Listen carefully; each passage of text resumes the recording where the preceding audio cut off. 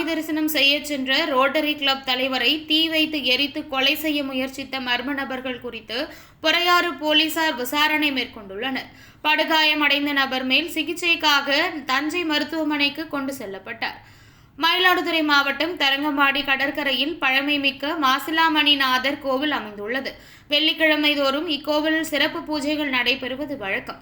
இரவு 10 மணிக்கு நடை சாத்தப்படும். இந்நிலையில் வழக்கம் போல் நேற்று இரவு பூஜை முடியும் நேரத்தில் தரங்கம்பாடியை சேர்ந்த மாணிக்கம் மகன் தம்பா என்கிற அருண், ரோட்டரி சங்க தலைவர், வாடகை பாத்திரக்கடை உரிமையாளர், ஜோசியரான இவர் கோவிலுக்கு சுவாமி தரிசனம் செய்ய சென்றுள்ளார். கடற்கரையில் தெற்கு பார்த்த நிலையில் வீட்டிற்கும் தட்சிணாமூர்த்தி சன்னதிக்கு சென்று சுவாமி தரிசனம் செய்து கொண்டிருக்கும் பொழுது மேலே இருந்து எரிபொருட்களை ஊற்றி மர்ம நபர்கள் தீ வைத்துவிட்டு தப்பிச் சென்றுள்ளனர். இதில் படுகாயமடைந்து உயிருக்கு போராடிய அருணை அருகில் இருந்தவர்கள் மீட்டு சிகிச்சைக்காக பொறையார் மற்றும் காரைக்கால் அரசு மருத்துவமனைகளில் கொண்டு சேர்த்தனர். பின்னர் அவர் மேல் சிகிச்சைக்காக தஞ்சாவூர் மருத்துவக் கல்லூரி மருத்துவமனைக்கு கொண்டு சேர்க்கப்பட்டுள்ளார்.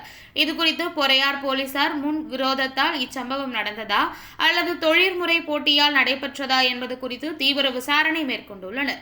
இச்சம்பவம் தரங்கம்பாடி பகுதியில் பரபரப்பை ஏற்படுத்தி